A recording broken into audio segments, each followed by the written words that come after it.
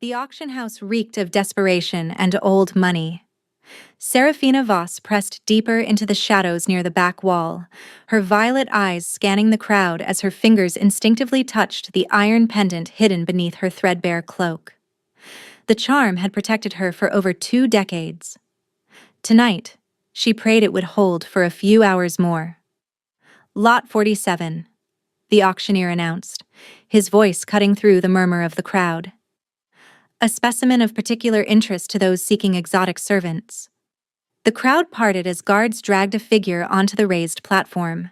Serafina's breath caught in her throat.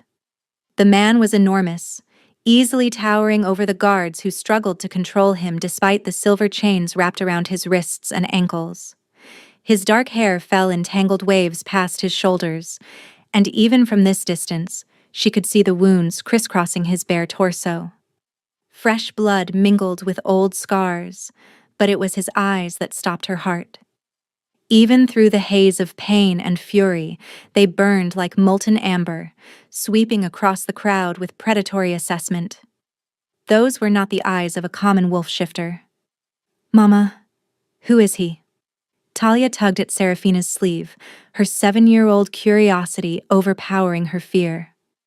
"Hush, little star," Serafina whispered, pulling her daughter closer. They should not be here. She had only come to the city of Valdrin to sell her healing herbs, but the crowd had swept them along, and now they stood trapped against the wall of the most notorious supernatural auction house in the 5 kingdoms. Captured during the border raids, the auctioneer continued with theatrical flair. This one killed 17 of the king's soldiers before they brought him down. Pure-blooded shifter stock, strong as 10 men. Perfect for the mines, the fighting pits, or other entertainments. Laughter rippled through the crowd. A young noble tossed a copper coin at the platform, where it clattered against the prisoner's chains. Another threw a rotted apple that struck his shoulder. He did not flinch, did not react at all. His burning gaze continued its sweep until suddenly, impossibly, it locked onto Serafina. The world narrowed to those amber eyes. Serafina felt her iron pendant grow hot against her chest, searing through the fabric of her dress. The prisoner's nostrils flared. His expression shifted from cold fury to something far more dangerous. Recognition. No, that was impossible. The charm had never failed, not once in all her life. "We begin at 50 gold sovereigns," the auctioneer called out. "Do I hear 50? 60, called a fat merchant from the front row. "I could use fresh blood in my fighting stable." 70, countered a woman draped in silk and cruelty. "My kennels have been so dull lately." The prisoner's lips curled back, revealing elongated canines. A warning growl rumbled through the auction house, and several bidders stepped back involuntarily. But the guards yanked his silver chains, and the growl became a grunt of pain as the blessed metal burned his flesh. "Control that beast," the silk woman shrieked. A guard raised a silver-tipped whip. Serafina watched in horror as it descended toward the prisoner's already ravaged back. Without thinking, she pushed forward through the crowd. 100 gold sovereigns! Her voice rang out clear and strong, shocking even herself. The auction house fell silent. Every eye turned to the shabby woman in the worn cloak, who had just bid a fortune she could not possibly possess. The auctioneer recovered first. 100 sovereigns from the lady in the back. Do I hear 110? Silence. The other bidders exchanged glances. 100 gold for a rebellious shifter who would likely try to kill his owner at the first opportunity? Only a fool would pay such a price. Going once, going twice. The auctioneer's hammer fell with a crack that echoed through the chamber. "Sold to the mysterious lady for 100 gold sovereigns." Only then did Serafina realize what she had done. She had exactly 12 copper pennies to her name. 12 copper pennies, a 7-year-old daughter and apparently a purchased wolf shifter who was staring at her as if she were either his salvation or his doom. "Mama," Talia whispered, "you do not have 100 gold. I know, little star. I know. The guards were already approaching to escort her to the payment chamber, where her deception would be discovered and her fate sealed. In Valdrin, failing to pay auction debts was punishable by indentured servitude. She and Talia would become the very things she had tried to save the stranger from. But then a new voice cut through the chaos. Cold, cultured, and terrifyingly familiar. The debt will be paid. Lord Cassius Morn emerged from the crowd like a serpent from tall grass. His pale eyes found Seraphina, and his thin lips stretched into a smile that held no warmth. After all, he continued, I cannot allow my late brother's widow to embarrass herself in public. Consider it a family courtesy. Seraphina's blood turned to ice. Cassius, her dead husband's brother, the man who had made her life a living nightmare for the past 3 years. The man who had sworn to own her one way or another. How generous, she managed through numb lips. I expect you to visit the estate tomorrow to discuss repayment terms. His gaze dropped meaningfully to Talia before returning to Seraphina's face. Both of you. The threat was clear. Seraphina had just traded one catastrophe for another. And standing on that platform, still bound in silver chains, the amber-eyed stranger watched it all unfold, with an intensity that made her certain this night was far from over. The walk from the auction house to Cassius's carriage felt like a death march. Seraphina kept Talia pressed close to her side, hyper-aware of the guards escorting them and the shuffling footsteps of the chained prisoner behind. You will ride with me, Cassius instructed as they reached the gilded carriage. The beast can travel in the supply wagon with the other livestock. No. The word escaped before Seraphina could stop it. Cassius's pale eyes narrowed dangerously. I beg your pardon? He is injured. Seraphina forced her voice to remain steady. The supply wagon will kill him before we reach the estate. I am a healer. Let me tend to his wounds during the journey, and you will have a living servant rather than a corpse. For a long moment, Cassius simply stared at her. Then he laughed, a sound like breaking glass. Always the bleeding heart, Seraphina. Very well. You may ride with your purchase, but Talia stays with me. Mama. Talia's small hand tightened around hers. It will be all right, little star. Seraphina knelt to meet her daughter's frightened eyes. Lord Morn just wants to talk. I will see you when we arrive. Be brave. She kissed Talia's forehead and forced herself to let go, watching as Cassius helped her daughter into the gilded carriage with exaggerated courtesy. The door closed, hiding Talia from view, and Seraphina felt as though a piece of her soul had been carved away. The guards shoved the prisoner into a covered wagon meant for transporting goods. Seraphina climbed in after him, ignoring the driver's muttered warnings about savage beasts and foolish women. Inside, darkness pressed close. She could hear the prisoner's labored breathing, could smell blood and silver burns. As the wagon lurched into motion, she fumbled for the small pouch of healing supplies she always carried. I am going to help you, she said quietly. I know you probably cannot understand me, but I mean you no harm. A low chuckle emerged from the darkness. Then a voice, deep and rough, speaking perfect common tongue. I understand you perfectly, little healer. What I do not understand is why you would spend a fortune you clearly do not have on a stranger condemned to die. Seraphina's hand stilled on her pouch. You speak the common tongue. Among other languages, answer my question. She swallowed hard. Why had she bid? The moment the whip had risen, something inside her had simply snapped. Because it was wrong, she finally said. What they were doing to you was wrong. Silence stretched between them. Then the prisoner shifted, and she heard the clink of silver chains. You have put yourself and your daughter in grave danger for a moral principle. Either you are the most foolish woman in the 5 kingdoms, or there is something else driving you. His voice dropped lower. Something you are hiding. Seraphina's hand flew to the iron pendant beneath her dress. I do not know what you mean. Yes, You do. Movement in the darkness, and suddenly he was much closer. Close enough that she could feel the heat radiating from his wounded body, could smell the copper tang of blood beneath the acrid burn of silver. I could smell it in the auction house. Beneath that charm you wear, beneath the human scent you project to the world. Something ancient, something powerful. His breath ghosted across her cheek, warm and dangerous. Something like me. Seraphina's heart hammered against her ribs. She should be afraid.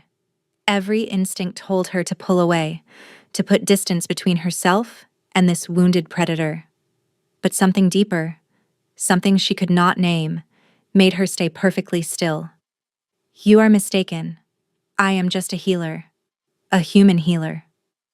Lies. The word was almost gentle. Your charm is failing, little healer. Whatever magic has hidden you all these years, it grows weaker by the hour. Soon, everyone will know what you truly are. And then, you will need protection far more than I do.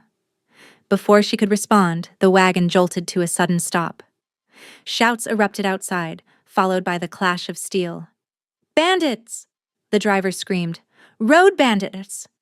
Seraphina lurched toward the wagon's back opening, her only thought of Talia in that gilded carriage, but a large hand caught her wrist, holding her in place with impossible strength despite the silver chains. Wait, the prisoner commanded. Listen. She forced herself to stop struggling, and then she heard it. Beneath the sounds of fighting, beneath the screams of dying men, another sound. A howl, rising into the night sky, then another. And another. Those are not bandits, the prisoner said grimly. Those are my people. And they have come to take me home. The wagon's canvas covering was ripped away, flooding the interior with moonlight. Seraphina found herself staring up at a circle of wolves. Massive, silver-furred creatures with intelligent eyes that gleamed in the darkness. Behind them, the bodies of Cassius's guards lay scattered across the road like broken dolls. Talia! She tried to push past the prisoner, but he held her firm. Your daughter is unharmed. His voice was calm, authoritative. My wolves do not kill children or innocents. My wolves. The words echoed in her mind. Not his pack, his wolves. As if he commanded them all. One of the wolves stepped forward and began to shimmer. Fur receded, bones cracked and reformed, and suddenly a naked man stood in its place. He was young, perhaps 20, with the same burning gaze as the prisoner. My king. The young man dropped to one knee, his head bowed. We feared we had lost you. King. The word echoed through Seraphina's mind, refusing to settle into anything resembling sense. She had purchased a king. At a common auction. For 100 gold she did not possess. Her knees went weak. She had argued with him about riding in the wagon. She had demanded to heal him as if he were some stray animal she had found in a ditch. And all along, he had been the alpha king of the wolf shifters, ruler of the most powerful supernatural nation in the north. Fennec. The prisoner, no, the king, stepped down from the wagon. Remove these chains. We have much to discuss. At once, Your Majesty. The young wolf produced a key and began working at the silver shackles. Lord Cassius has fled on horseback. Should we pursue? Let him run. The king's voice held cold promise. We will deal with the Morn family soon enough. Seraphina scrambled from the wagon and ran toward the gilded carriage where she could hear Talia crying. The carriage door hung open, and her daughter sat huddled inside, unharmed but terrified. Seraphina gathered Talia into her arms, whispering soothing nonsense as the little girl sobbed against her chest. Mama, the wolves, they ate the soldiers. Shh, little star, you are safe now. No one will hurt you. Will they eat us too? No. The voice came from behind them, deep and certain. Seraphina turned to find the king standing a few feet away, watching them with an unreadable expression. You have nothing to fear from my people, little one. Your mother saved my life tonight. That debt will be honored. Talia peeked out from Serafina's arms. You are the man from the stage, the one Mama bought. The king's lips twitched. So I am. You are a wolf? I am. A king wolf? Yes. He crouched down to Talia's level. My name is Kaelin Thornwood, Alpha King of the Northern Territories. And you are? Talia. I am 7. A pleasure to meet you, Lady Talia. Kaelin inclined his head with genuine courtesy. Then his golden gaze lifted to Serafina. And your mother's name? Serafina, she finally said. Serafina Voss. Something flickered in his expression. Recognition? Surprise? It vanished before she could identify it. Serafina? He repeated, and somehow her name sounded different in his voice. Heavier, more significant. You cannot return to your home tonight.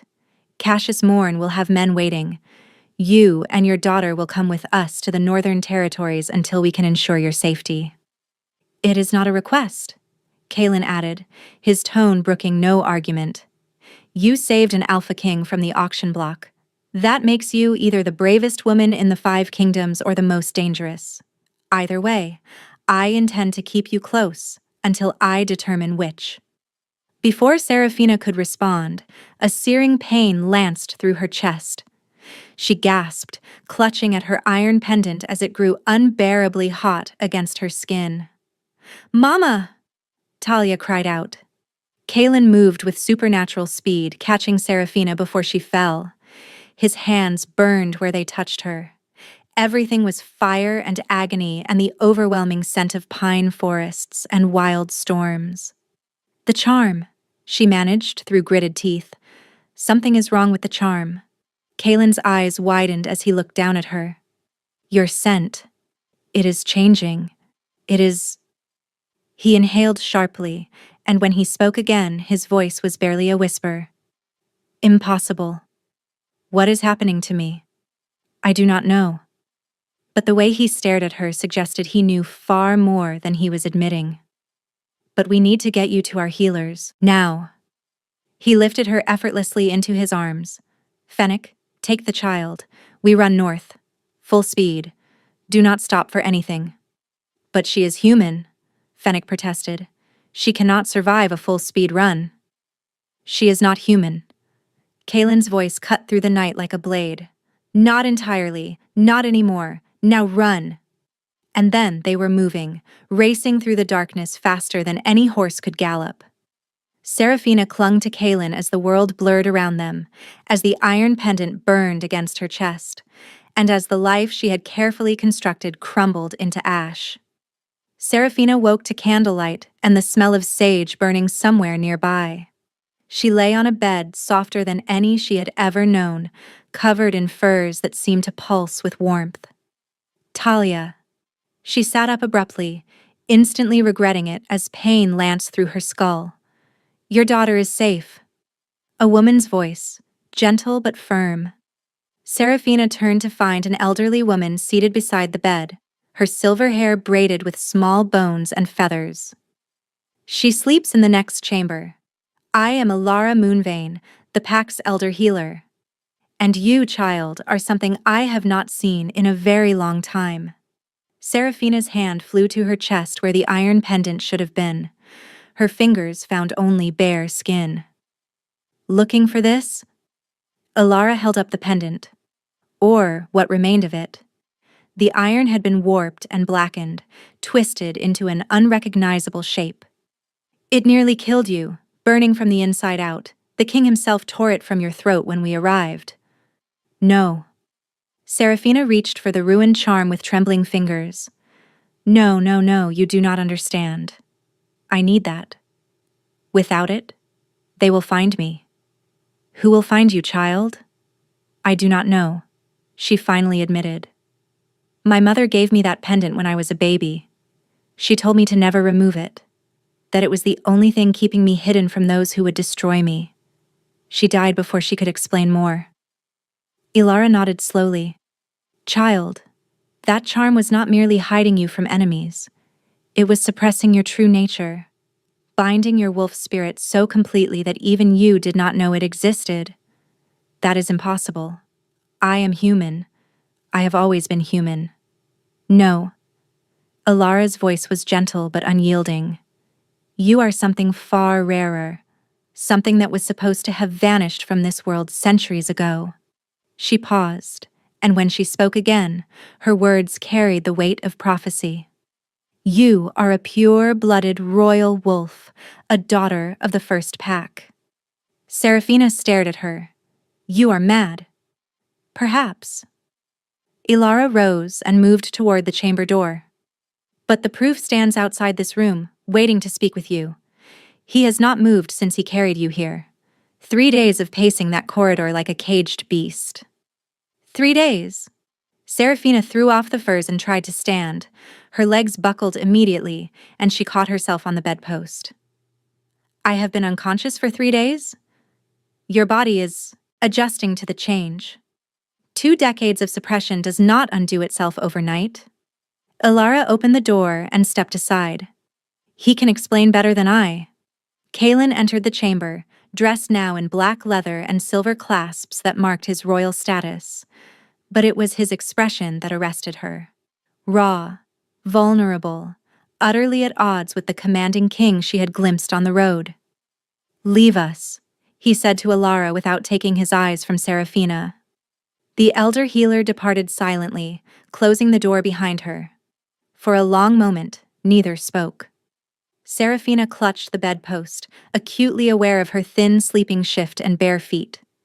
Kalen stood by the door, his hands clenched at his sides as if physically restraining himself from moving closer. Is it true? She finally asked. What she said about me? Yes. His voice was rough, strained with emotion he was clearly struggling to contain. The moment your charm failed in that wagon, I knew. Your scent is unlike anything I have ever encountered. Pure, ancient, like the very first wolves that walked this earth. But how? My mother was human. She must have been human. She may have appeared human. That charm was ancient magic, older than any pack currently alive. It did not just hide your scent. It transformed it completely, made you appear as something you were not. Kalen took a step closer, then stopped himself, his hands clenching at his sides. Serafina, do you know what it means to be a daughter of the first pack? She shook her head, her heart pounding so hard she could feel it in her throat. It means you are royalty, he said quietly. True royalty. Not like me, not like any of the current pack kings. You are pure, undiluted, the last living heir to the original wolf throne, a throne that has sat empty for 300 years because there was no one with the blood to claim it.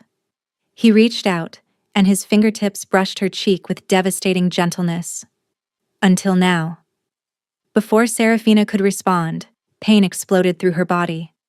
Not like before, not the burning of the charm. This was deeper, primal, as if something inside her was clawing to get out. She screamed, collapsing against Kalen's chest as her bones began to crack and reform. Through the agony, she heard him shouting for Ilara, felt his arms wrap around her as if he could hold her together through sheer force of will. Fight it, he commanded. Serafina, listen to me. You cannot shift yet. Your body is not ready. You have to fight it. But she could not fight. There was only pain and pressure and the overwhelming sensation of something ancient waking up inside her, something that had been caged for over 2 decades and would not be denied a moment longer. The last thing she heard before consciousness fled was Kalen's voice, no longer commanding but desperate.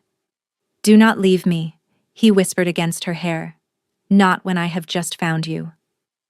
The days that followed blurred together in a haze of fever and fractured dreams. Serafina would surface briefly into consciousness, catching glimpses of worried faces and hearing hushed voices before the darkness pulled her under again. In her dreams, she ran through endless forests on 4 legs, her paws silent against the moss-covered earth. A massive black wolf ran beside her, his eyes glowing in the moonlight. She knew him without knowing how, recognized him in the marrow of her bones. Mama? Talia's voice pulled her toward wakefulness. Serafina forced her eyes open, blinking against the soft morning light. Little star, how long have I been asleep? 7 days since the violent awakening began, came Alara's voice from across the chamber. The longest anyone has survived such a transformation attempt. After Talia left to find Fennec, Alara settled into the chair beside the bed. What do you know of mate bonds, child?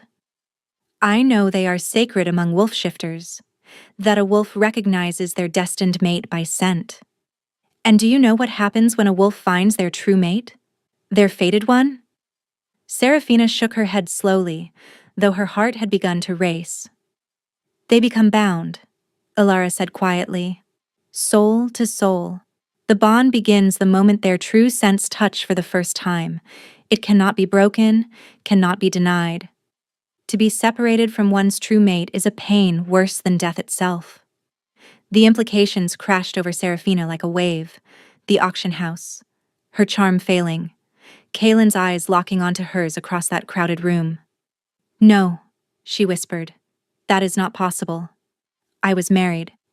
I had a husband. You had a human arrangement, Alara corrected gently. Made while your wolf was imprisoned. But your wolf did not choose that man. Your wolf chose Kaylin. Does he know? She asked through trembling lips. About the bond?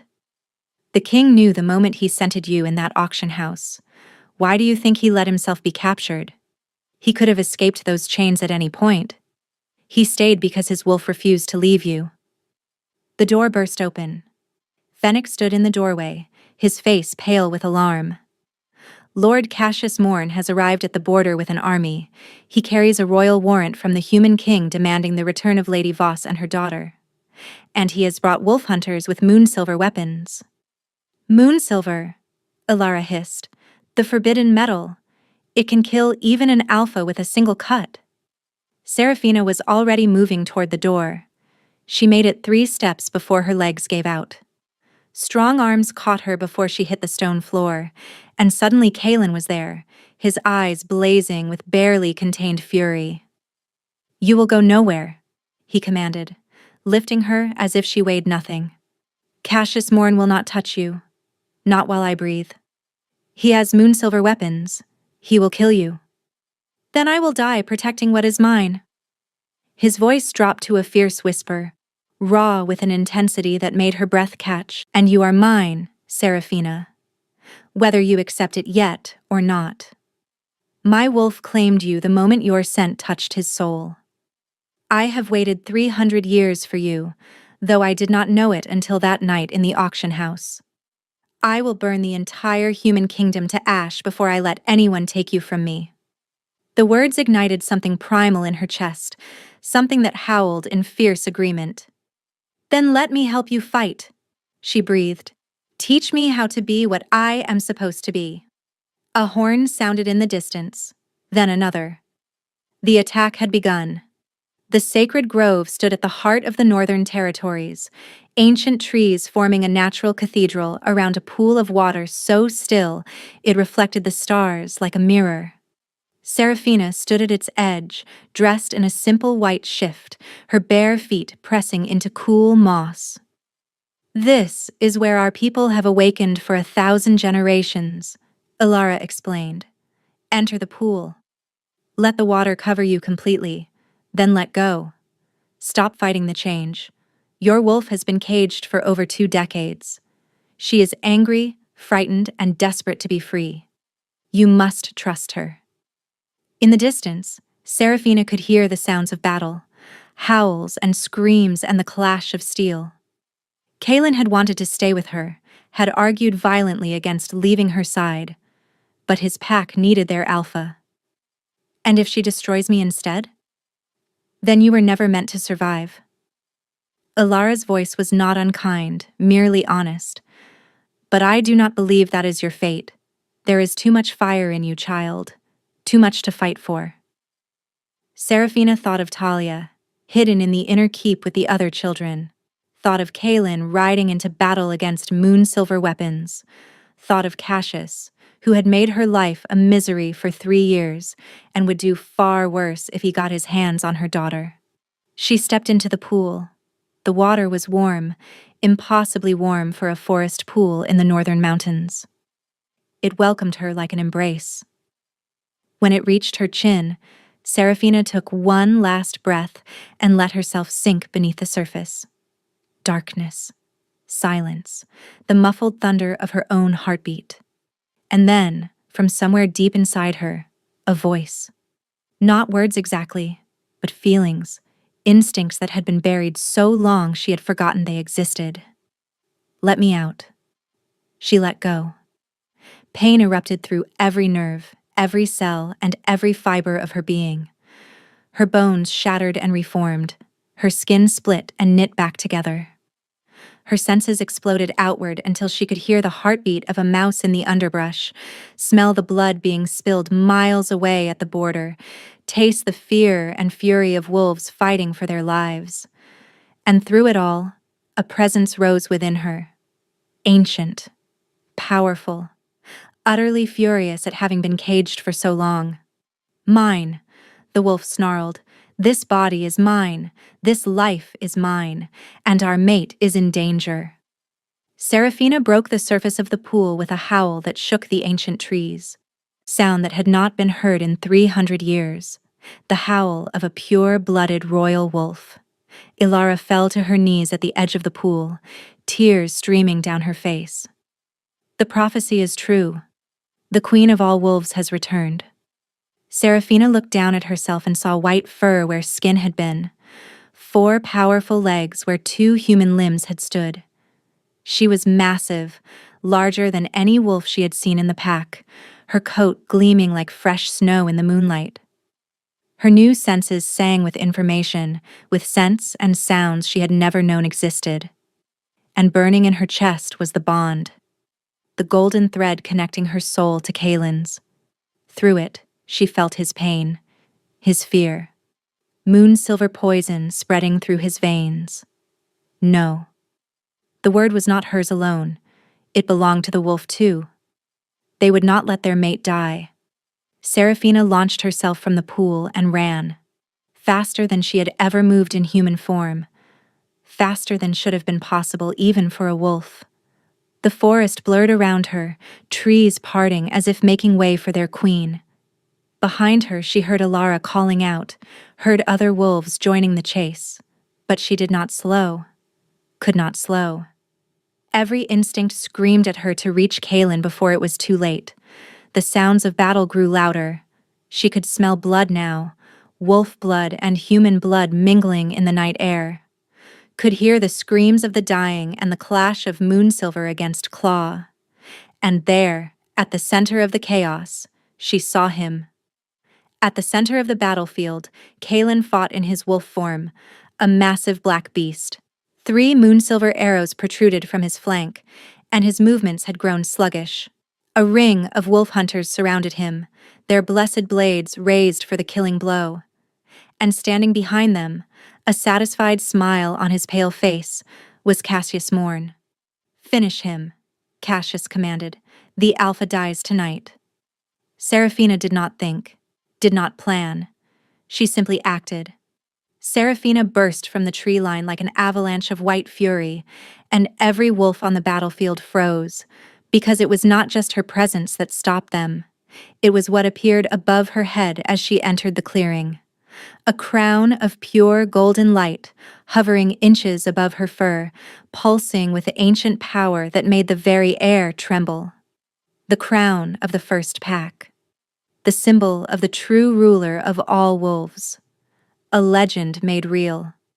What in the name of all hells? Cassius breathed, his face draining of color. Serafina's wolf surged forward with a roar that shook the mountains themselves. The hunters scattered like leaves before a storm, and the crown above her head blazed brighter still, its light searing into the eyes of every human who dared to look upon it. She reached Kaelin's side and placed herself between him and his enemies, her white fur bristling, her golden wolf eyes promising death to any who approached. Through the bond, she felt his shock, his wonder. his overwhelming love, crashing against her consciousness like waves against the shore. "You came," his wolf whispered into her mind. "You came for me." "Always," she answered, "now and forever, my king, my mate." The battle had ended the moment the crown appeared. The wolf hunters had fled in terror, their moon-silver weapons abandoned in the mud. Even Cassius, for all his cruelty and ambition, had recognized when he was outmatched. He had retreated with the remnants of his army, his threats of retribution echoing hollowly in the night. But victory had come at a cost. Seraphina knelt beside Kaelin in the great hall, watching Alara work desperately to extract the moon-silver from his wounds. In human form, the extent of his injuries was terrifyingly clear. "The poison has spread too far," Alara said. "Even an alpha's healing cannot overcome this much moon-silver." "There is one way," Fenix said from the doorway. "The old texts speak of a mate's claiming bite, given at the moment between life and death that can sometimes pull a wolf back from the edge." Through their connection, Seraphina could feel Kaelin slipping away, his consciousness dimming like a candle guttering in the wind. "What do I do?" she asked, her voice steady despite the fear clawing at her heart. "Bite him where the neck meets the shoulder.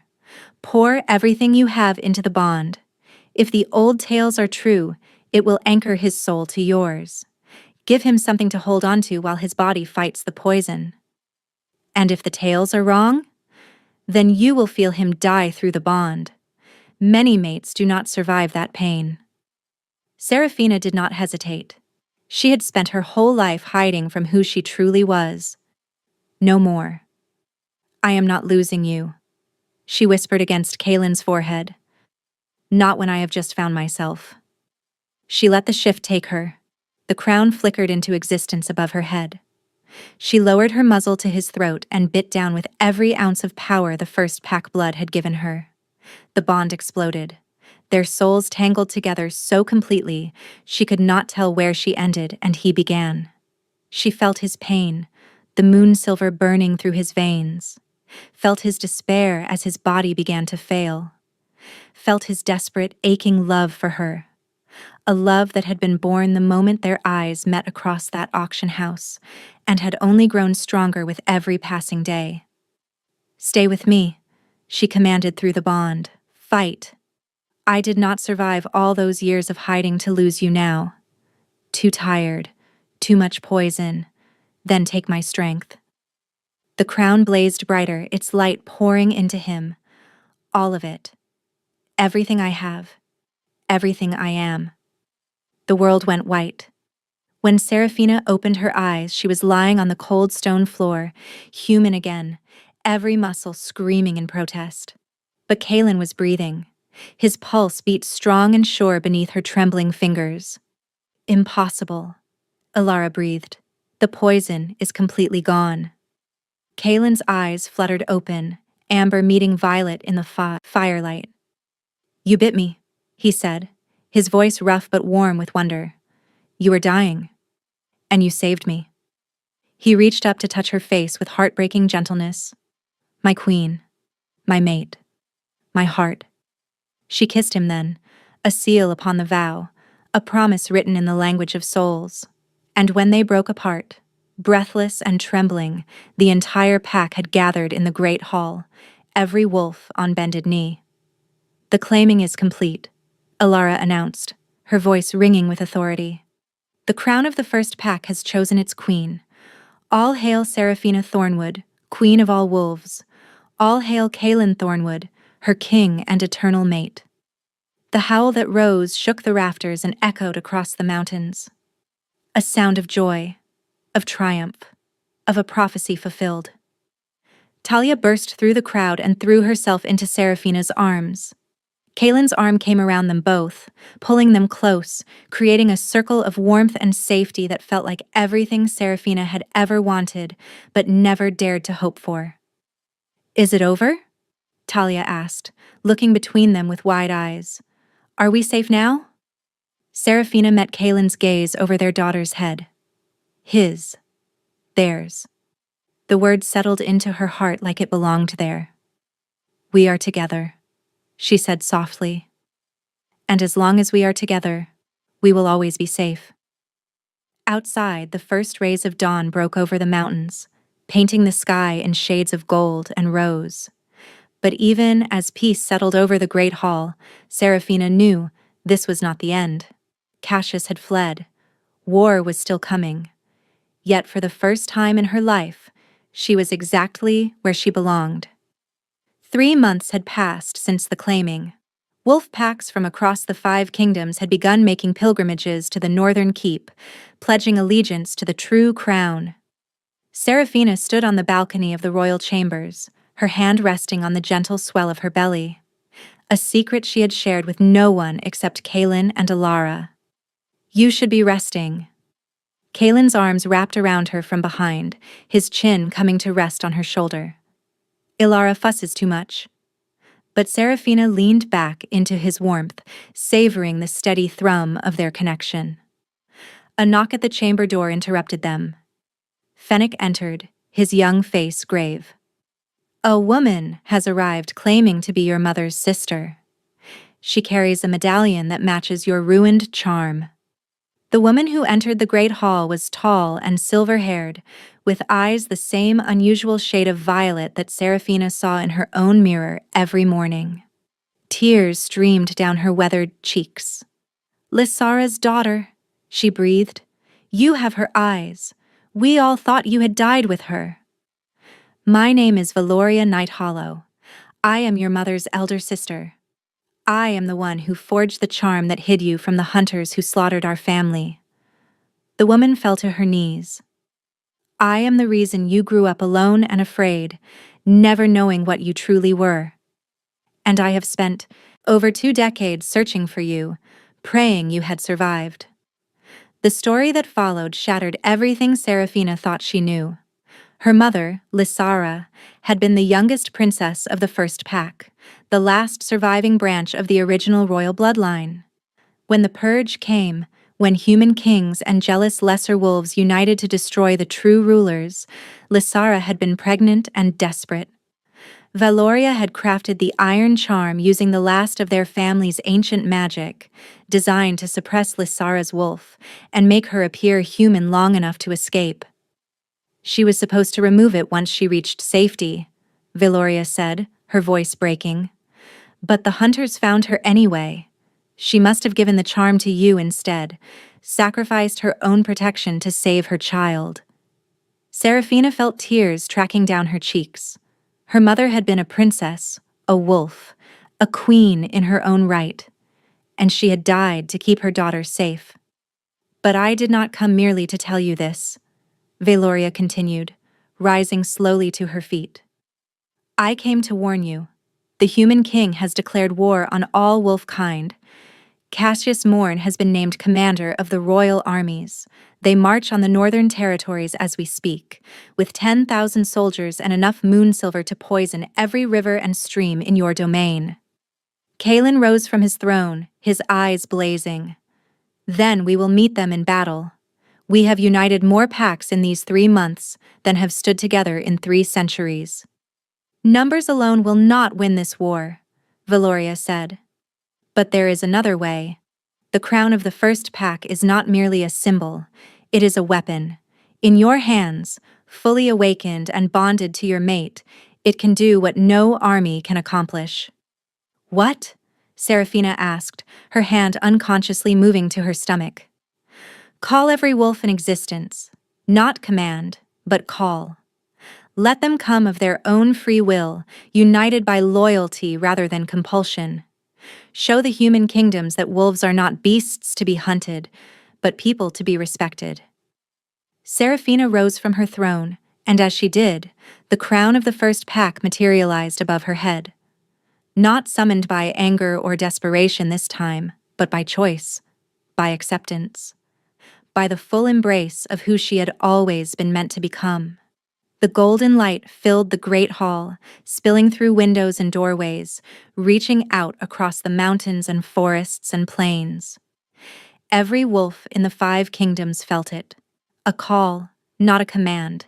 An invitation, not an order. Come home. Your queen awaits. Your pack awaits. You are no longer alone.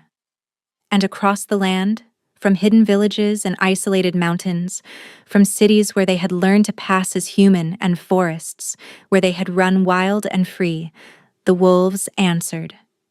They came in hundreds, then thousands. They came alone and in packs, young and old, strong and weary. They came because for the first time in 300 years, they had something to believe in, someone to follow. A queen who had hidden as they had hidden, suffered as they had suffered, and risen despite it all. Talia found Serafina on the balcony that evening, watching the endless stream of wolves approaching the keep. "Mama, are you scared?" "No," Serafina said, and meant it. "I spent my whole life being scared, hiding, running, pretending to be something I was not." She squeezed her daughter's hand. "I am done being afraid. Whatever comes next, we face it together. As a family. As a pack." Kalen joined them, his arm wrapping around Serafina's waist as Talia leaned against her other side. 3 hearts beating as one. 2 wolves and a pup, bound by love and fate and the unbreakable ties of pack. "The scouts report Cassius's army will reach our borders in 3 days," Kalen said quietly. "Then in 3 days, we show them what happens when you threaten the pack of the first queen." Serafina's voice rang with quiet certainty. "We show them that we are not monsters to be feared, but guardians to be respected. And if they cannot learn that lesson peacefully..." She let the crown flare once more above her head, its golden light painting the mountains in shades of fire and honey. "Then we teach them the hard way." Below them, 10,000 wolves raised their voices in a howl that shook the very foundations of the world. A promise, a warning, a declaration. The queen of all wolves had risen, and nothing would ever be the same again. Thank you so much for listening. I hope you enjoyed the story. If you would like to hear more tales of fated mates, hidden identities, and epic romance, make sure to subscribe and turn on notifications so you never miss an upload. Your support means the world to me, and I cannot wait to share the next adventure with you.